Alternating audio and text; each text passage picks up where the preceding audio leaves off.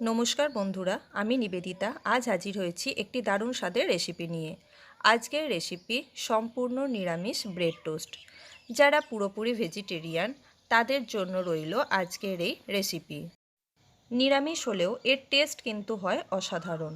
Skip না করে পুরো ভিডিওটি দেখার অনুরোধ রইল। নিবেদিতা রান্নাঘরে সবাইকে স্বাগত।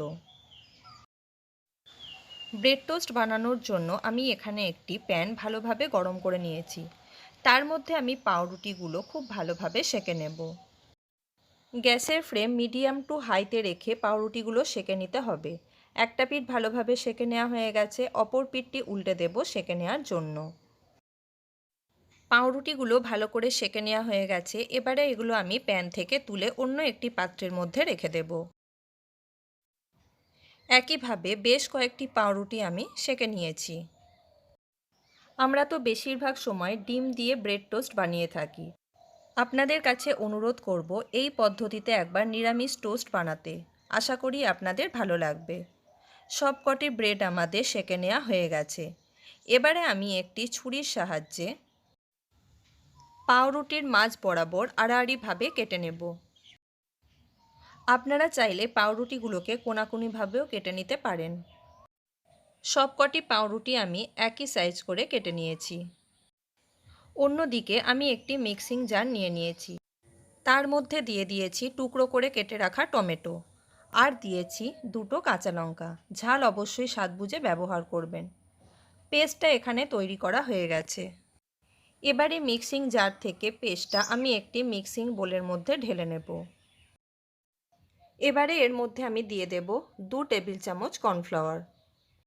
কর্নফ্লাওয়ার অ্যাভেলেবেল না থাকলে আপনারা এখানে ময়দাও ব্যবহার করতে পারবেন। তারপর এর মধ্যে দিয়ে দেব স্বাদ অনুযায়ী লবণ, আর দিয়ে দেব কিছুটা ধনেপাতা কুচি। দিয়ে দেব 1 টেবিল চামচ গোলমরিচের গুঁড়ো। সমস্ত উপকরণ খুব ভালোভাবে মিশিয়ে নিতে হবে। আপনারা এই রেসিপিটি কিন্তু সন্ধ্যে স্ন্যাক্স হিসেবে বা বাচ্চাদের টিফিনেও অনায়াসে সার্ভ করতে পারেন। অন্যদিকে একটি প্যান আমি হাই ফ্লেমে গরম করে নিয়েছি। তার মধ্যে দিয়ে দিয়েছি 2 টেবিল চামচ সাদা তেল। সাদা তেল গোটা প্যানের মধ্যে খুব ভালোভাবে স্প্রেড করে নিতে হবে। এবারে আমি টোস্টগুলো একটা একটা করে বানিয়ে নেব। ব্যাটারের মধ্যে আধখানা করে পাউরুটির টুকরো আমি দিয়ে দিয়েছি। এপিট ওপিট করে পাউরুটির গায়ে ভালোভাবে ব্যাটার লাগিয়ে নিতে হবে। তারপর একটি স্পুনের সাহায্যে একটা করে টোস্ট নিয়ে আমি তেলের মধ্যে দিয়ে দেব। গ্যাসের ফ্লেম থাকবে লোতে। টোস্টগুলির একটা পিঠ কুক হতে টাইম লাগবে 30 থেকে 40 সেকেন্ডের মতো। একটা পিঠ কুক হয়ে গেলে এটাকে আমি উল্টে দেব অপর পিঠটা কুক হওয়ার জন্য। দেখেই বুঝতে পারছেন কত সুন্দর একটা কালার এসেছে, এবং কর্নফ্লাওয়ার দেওয়ার কারণে টোস্টগুলো কিন্তু খুবই ক্রাঞ্চি হয়। সবকটি টোস্ট আমার বানিয়ে নেওয়া হয়ে গেছে। এবারে প্যান থেকে তুলে এগুলোকে আমি গরম গরম সার্ভ করে দেব। এই রকমই চটজলদি এবং টেস্টি রেসিপি পাওয়ার জন্য আমার চ্যানেলকে সাবস্ক্রাইব করে প্লিজ আমার পাশে থাকার অনুরোধ রইল।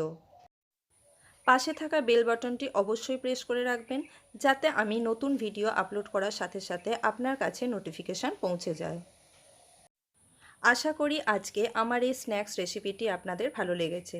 যদি রেসিপিটি আপনাদের ভালো লেগে থাকে তাহলে প্লিজ একটা লাইক, কমেন্ট এবং শেয়ার করতে ভুলবেন না।